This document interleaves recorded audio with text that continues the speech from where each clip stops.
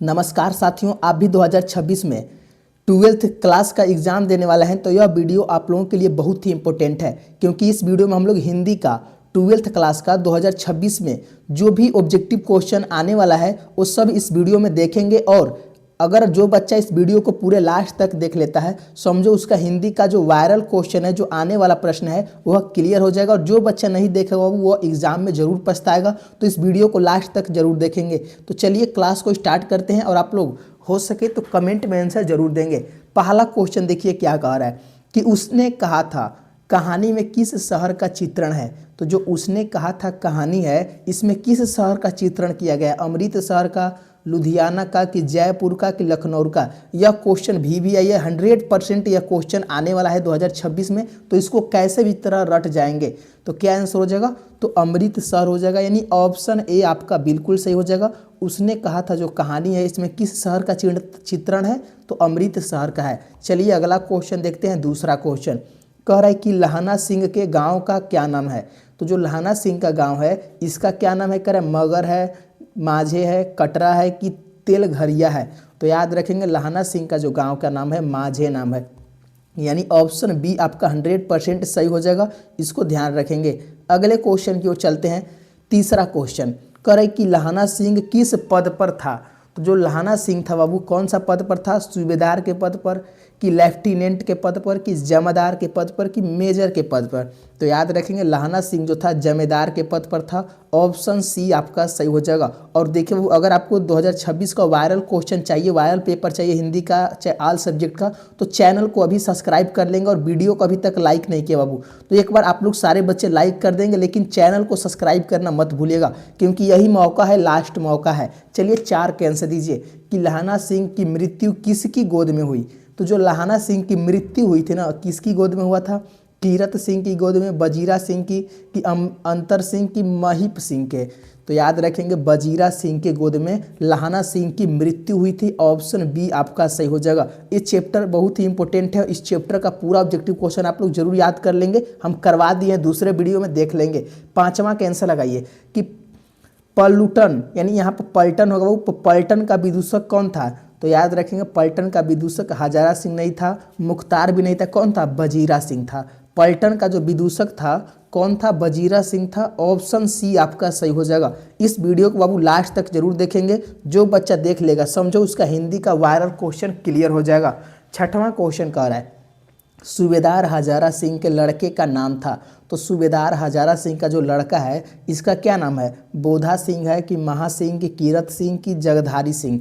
याद रख लेंगे बोधा सिंह नाम था। ऑप्शन ए आपका बिल्कुल सही हो जाएगा। अगले क्वेश्चन की ओर चलते हैं। 7वां क्वेश्चन कि भारतीय सिपाहियों का किसके साथ संघर्ष हुआ था। तो याद रख लेंगे किसके साथ?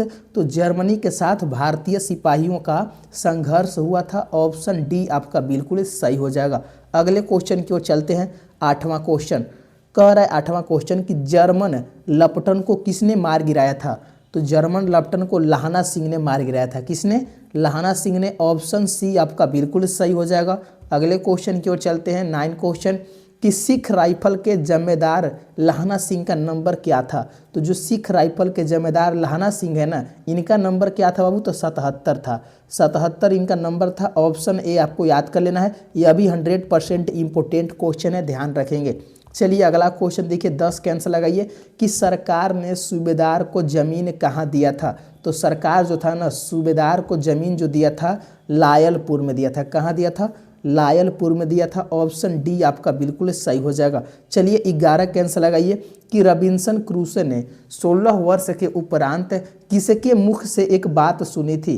तो जो रॉबिन्सन क्रूसो था ना, 16 वर्ष के बाद किसके मुख से एक बात सुनी थी? तो याद रख लेंगे फ्राइडे के, की संडे की, एडिसन की, स्टील? तो फ्राइडे के मुंह से सुना था। यह भी इंपॉर्टेंट क्वेश्चन है। ऑप्शन ए आपको याद कर लेना है। अगले क्वेश्चन की ओर चलते हैं। 12 क्वेश्चन कर बातचीत शीर्षक निबंध के निबंधकार कौन है।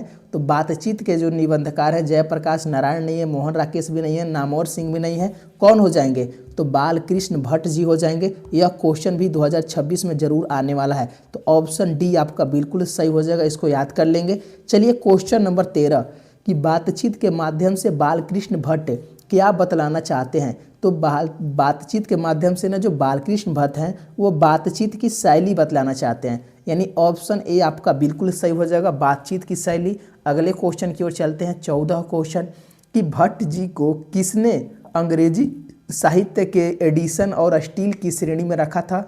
तो भट्ट जी को किसने अंग्रेजी साहित्य के एडिशन और स्टील के श्रेणी में रखा था? तो याद रख लेंगे रामचंद्र शुक्ल ने। किसने रखा था? रामचंद्र शुक्ल ने रखा था। ऑप्शन सी आपका बिल्कुल सही हो जाएगा। चलिए अगला क्वेश्चन देखते हैं, 15 क्वेश्चन कि बालकृष्ण भट्ट का निवास स्थान कौन सा है?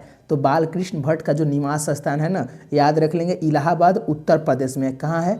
इलाहाबाद उत्तर प्रदेश में। ऑप्शन बी आपका सही हो जाएगा। और देखिए बाबू, आप लोग अपनी वीडियो को लाइक जरूर कर लेंगे और चैनल को जरूर सब्सक्राइब कर लेंगे। अगर आप लोग 2026 में 450 प्लस नंबर लाना चाहते हैं तो इस सारे ऑब्जेक्टिव क्वेश्चन याद करेंगे, जो हम आपको ऑब्जेक्टिव करवाएंगे बस आप लोग उसको याद कर लेंगे, आपका पूरा नंबर आ जाएगा। ध्यान रखेंगे, इसलिए चैनल को जरूर सब्सक्राइब कर लेंगे।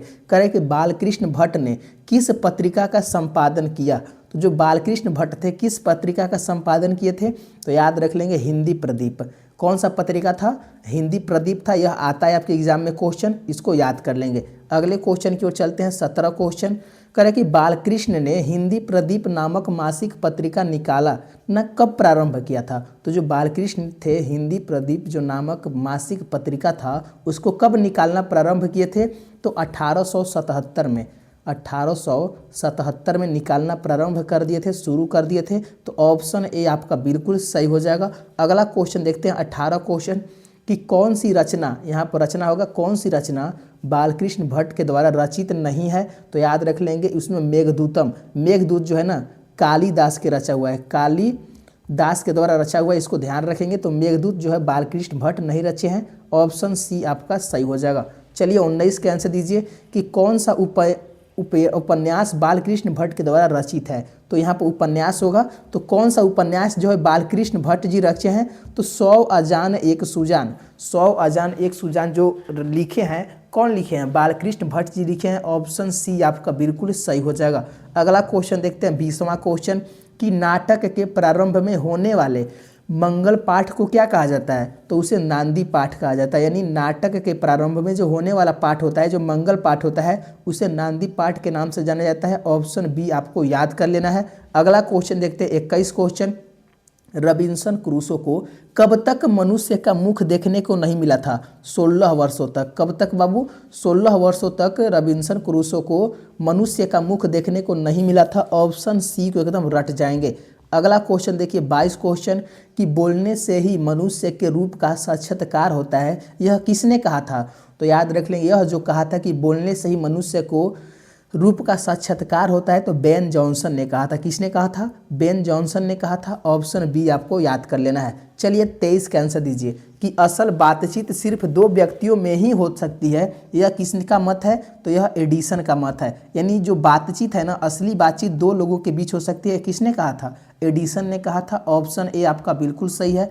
अगला क्वेश्चन देखते हैं, 24 क्वेश्चन की एडिसन के अनुसार असल बातचीत कितने लोगों के बीच हो सकती है? कमेंट करिए। इसका आंसर आपको कमेंट में देना है कि एडिसन के अनुसार जो असल बातचीत है ना 2 लोगों के बीच हो सकती है। कितने लोगों के बीच? 2 लोगों के बीच। ऑप्शन ए आपका याद हो जाएगा। चलिए 25 का आंसर दे दीजिए कि बातचीत से मन किस प्रकार का हो जाता है? 25 का आंसर क्या हो जाएगा बाबू? तो बातचीत से जो मन होता है ना हल्का और स्वच्छ हो जाता है। कैसा हो जाता है? हल्का और स्वच्छ हो जाता है। ऑप्शन सी एकदम रट जाएंगे। तो फाइनली हम लोग 25 क्वेश्चन कर लिए, जो कि बहुत ही वायरल क्वेश्चन था, जो आपके 2026 एग्जाम में आने का 100% गारंटी है। इसको ध्यान रखेंगे। और देखो अभी तक वीडियो को लाइक नहीं किए हैं तो यहाँ तक आए हैं तो वीडियो को लाइक और चैनल को सब्सक्राइब जरूर कर लेंगे। तो मिलते हैं नेक्स्ट वीडियो में। नेक्स्ट वीडियो में आपका अगला क्वेश्चन लाएंगे जो बहुत ही इंपॉर्टेंट होगा। तो धन्यवाद दोस्तों।